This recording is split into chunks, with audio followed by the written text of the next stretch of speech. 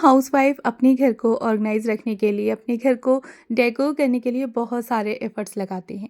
और अगर वहीं बजट के अंदर रहकर हम अपने घर को ऑर्गेनाइज कर लें तो वहाँ हमारी जो खुशी होती है और जो हमारा सेटिस्फेक्शन होता है वो अलग ही लेवल का होता है, क्योंकि ना वहाँ पे हमने अपने घर को बजट में रहकर इतने अच्छे से डेकोर और ऑर्गेनाइज किया होता है। तो वहाँ फिर हमारी खुशी अलग ही लेवल की होती है। और भाई क्यों ना हो, क्योंकि हम बजट में रह के अपने घर को एकदम से सुंदर सा ऑर्गेनाइज करके रख रहे हैं। तो ज़ाहिर सी बात है कि जब बजट में रहकर हम लोग कोई काम करते हैं ना, खुद पर ना प्राउड फील तो बनता है। अस्सलाम वालेकुम एवरीवन, कैसे हैं आप सब लोग। उम्मीद करती हूँ कि आप सब लोग बेहतर होंगे, खुशहाल होंगे और मज़े में होंगे। अल्हम्दुलिल्लाह हम लोग भी सभी बेहतर हैं। तो आज का जो मेरा ब्लॉग है वो मॉर्निंग से स्टार्ट हुआ है। यहाँ पे थोड़ा सा मैं अपना मॉर्निंग का रूटीन आप लोग के साथ शेयर करूँगी। और साथ ही ना बजट में रहकर हम अपने बेडरूम का मेकओवर जो कि समर वाइब के अकॉर्डिंग होगा और एकदम से एस्थेटिक लुक देगा देखने में। और साथ ही ना हम लोग अगर अपने बेडरूम के किसी भी कॉर्नर में बैठे होंगे ना, तो बहुत ज़्यादा अच्छी वाली एकदम से फीलिंग आने वाली है। और हमें भी खुद लगेगा कि हाँ वाकई में बजट में रहकर हमने अपने घर को, अपने बेडरूम को किस तरह से ऑर्गेनाइज़ किया है, किस तरह से उसको डेकोर किया है। तो बस आज के पूरे ब्लॉग को एंड तक देखिएगा। मुझे कमेंट बॉक्स करके ज़रूर बताइएगा, यानी कि कमेंट बॉक्स में ज़रूर बताइएगा आप लोग कि मेरा आज का ब्लॉग आप लोगों को कैसा लगा।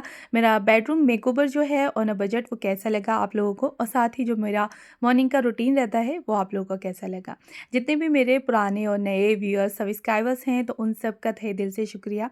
ऐसे ही अपना प्यार मेरे साथ बनाए रखें। एक सब्सक्राइबर्स हैं जो कि नाम है उनका हुमा शेख, और उनके जो कमेंट आते हैं वो यकीन माने कि उनके कमेंट पढ़ने के बाद मुझे इतनी खुशी होती है और बहुत ज़्यादा अच्छा लगता है। उनके जो कमेंट होते हैं वो मुझे बहुत ज़्यादा मोटिवेट करते हैं। इतना मोटिवेशन मिलता है मुझे उनके कमेंट्स पढ़ के, और यकीन माने कि मैं दिन में कम से कम 4 से 6 दफ़ा उनके कमेंट्स पढ़ती हूँ। हाँ, मैं रिप्लाई ना दे पाऊँ तो उसके लिए आप लोग प्लीज़ माइंड ना करिएगा। लेकिन मेरी कोशिश रहती है कि मैं अपने सभी सब्सक्राइबर्स का, व्यूअर्स के जितने भी कमेंट्स हैं उन सब के कमेंट्स का रिप्लाई दूँ। तो जितने भी लोग मुझे पॉजिटिव कमेंट्स करते हैं उन सब का तहे दिल से शुक्रिया। बस ऐसे ही अपना प्यार, अपना साथ मेरे साथ बनाए रखें और मुझे सपोर्ट करते रहें।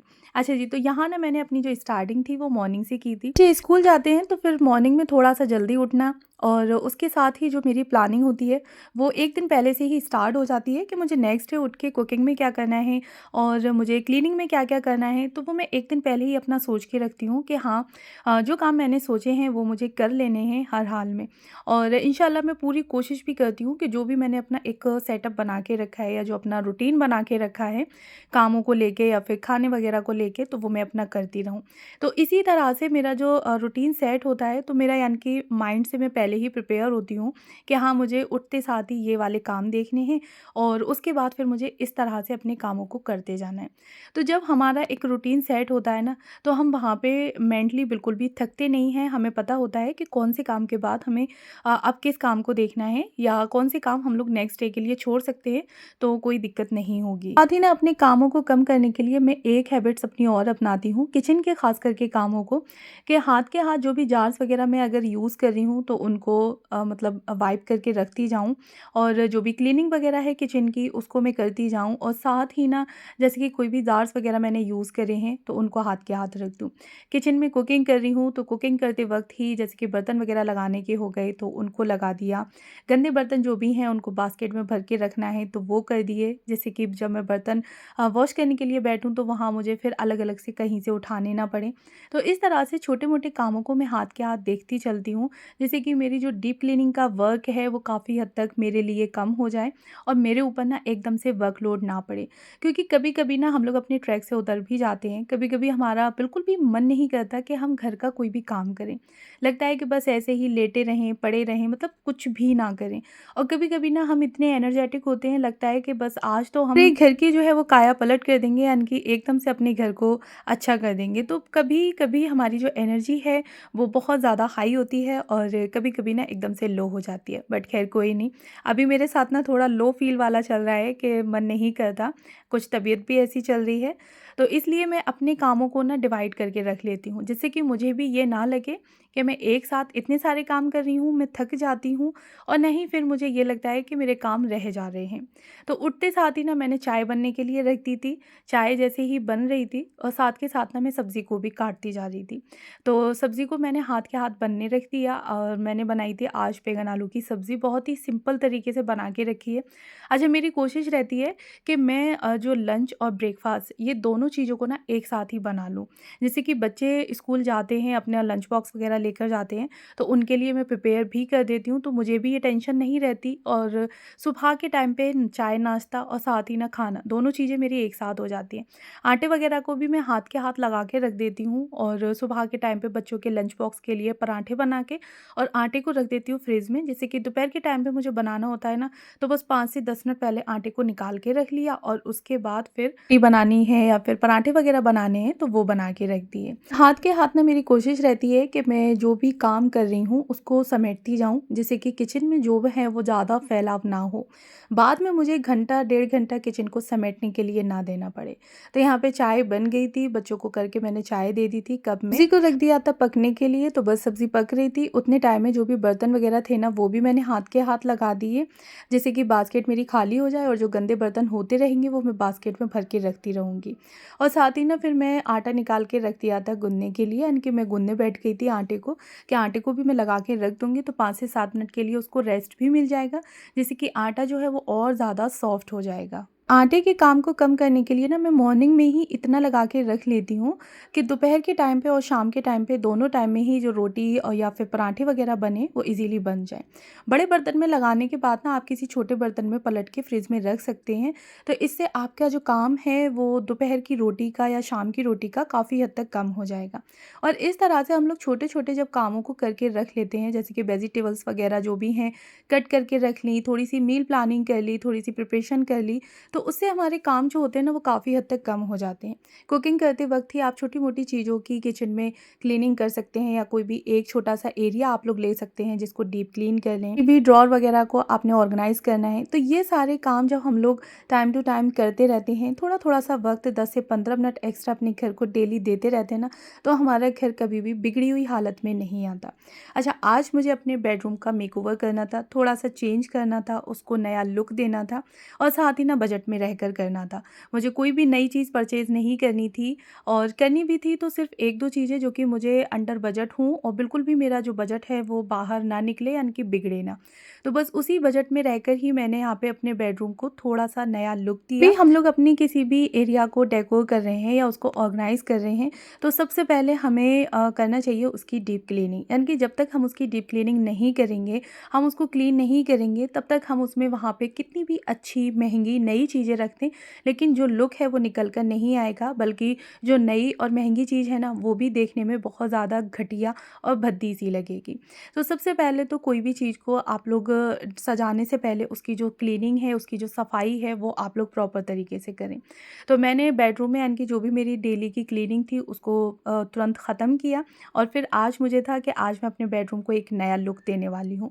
तो बस झटपट से आ गई थी मैं बेडरूम में, जो भी दीवारों पे मुझे डस्टर वगैरह लगाना था वो लगाया, जाले वगैरह साफ़ किए, अच्छे से धूल जो भी मिट्टी वगैरह लग जाती है दीवारों पे उसको क्लीन किया। उसके बाद ना फिर मुझे करनी थी डस्टिंग वगैरह। अच्छा, साथ के साथ फिर मैं डस्टिंग भी करती जा रही थी, जिससे कि धूल मिट्टी कहीं भी अगर रखी है, लगी है, तो वो एकदम से साफ़-सुथरी हो जाए। क्योंकि हम लोग ना अगर कोई नई चीज़ लगा रहे हैं और जब तक हम उस एरिये को क्लीन नहीं करेंगे, तो वो नई चीज़ देखने में नई-सी नहीं लगती है।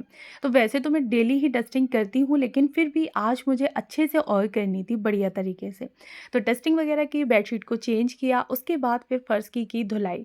क्योंकि जब भी अगर हम लोग थोड़ी बहुत अपने घर की क्लीनिंग वगैरह करते हैं, डीप क्लीनिंग, तो फ़र्श आप लोग जानते हैं कि कितना गंदा हो जाता है। तो पानी में सर्फ़ डाल के, लाइज़ॉल वगैरह डाल के अच्छे तरीके से 2 दफ़ा फ़र्श की धुलाई की।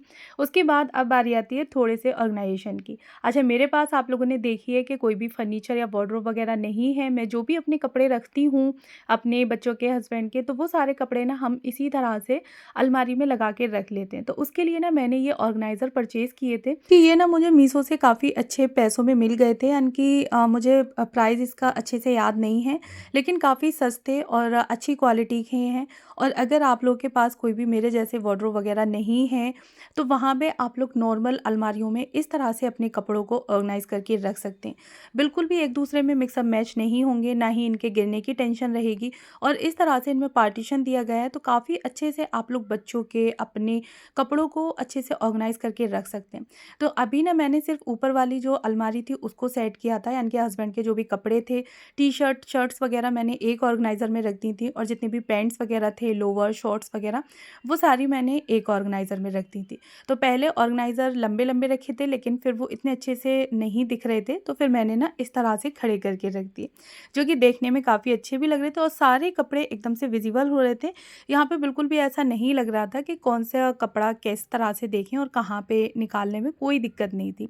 तो इस तरह से ना मैंने अपने और हस्बैंड के जो भी कपड़े थे ना, वो अच्छे से इन ऑर्गेनाइज़र में लगा के अपनी जो अलमारी थी उसको बढ़िया तरीके से ऑर्गेनाइज़ कर लिया। क्योंकि चीज़ों को सजाने के साथ-साथ जब तक हम लोग उनको अच्छे से ऑर्गेनाइज़ करके नहीं रखेंगे, तो वो देखने में अच्छी नहीं लगती।